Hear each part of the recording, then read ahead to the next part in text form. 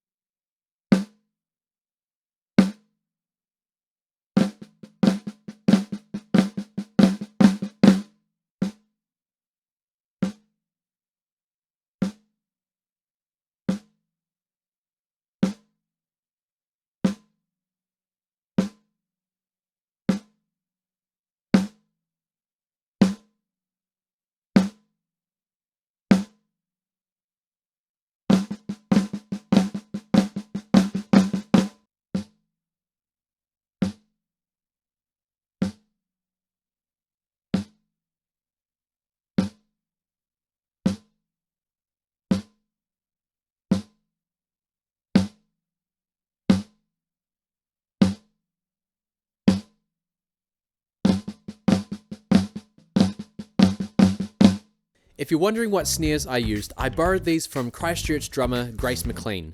The first snare drum was a custom-made limited edition Queenstown Wharf Red Beach snare, 14 inches wide and 5.5 inches deep.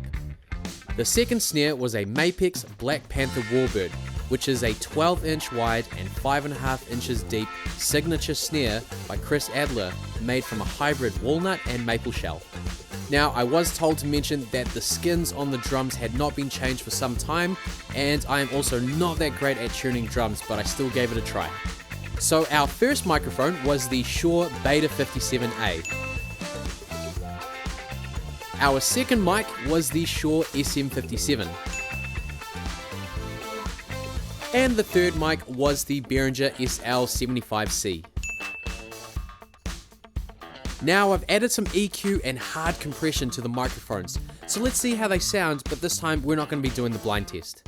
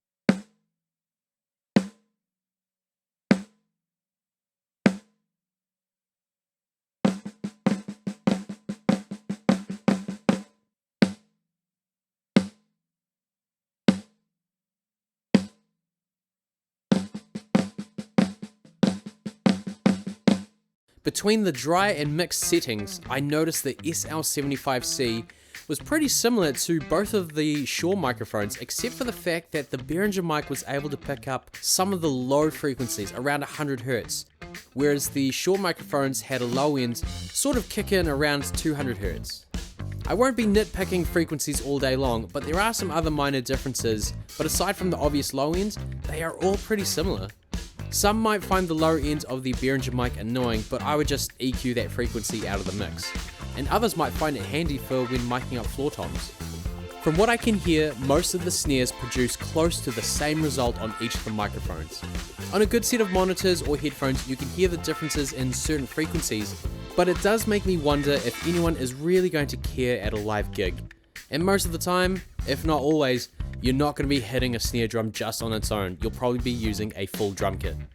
Now, you can find some more details and info about the Behringer microphone in my other video, but to keep it short, the Behringer SL75C is around 35 New Zealand dollars, while the Shure SM57 is around 239 New Zealand dollars, and the Shure Beta 57A is around $399. If you can afford to buy a Shure microphone, just do it.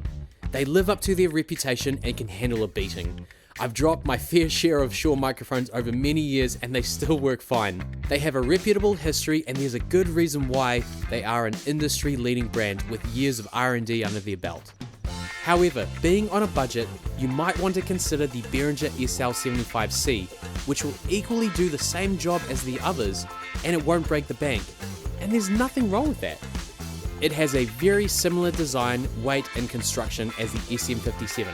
Plus, it comes with a microphone clip, a threaded adapter, and a hard case padded on the inside.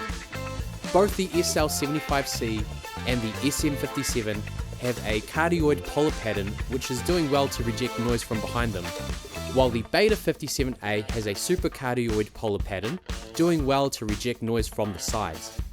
My overall thoughts is that the Behringer SL75C is a pretty good sounding microphone. It's perfect if you're on a budget, it has a sturdy rugged weight to it, and with a bit of practice you can definitely get some good mixes from it. So how did you go with guessing the mics in the blind test? Let me know in the comments below. I'd love to hear your thoughts on the EQ and compressed mics as well. I've also reviewed the SL75C on a guitar amp as well as some congas, so if you get a chance, be sure to check out those videos.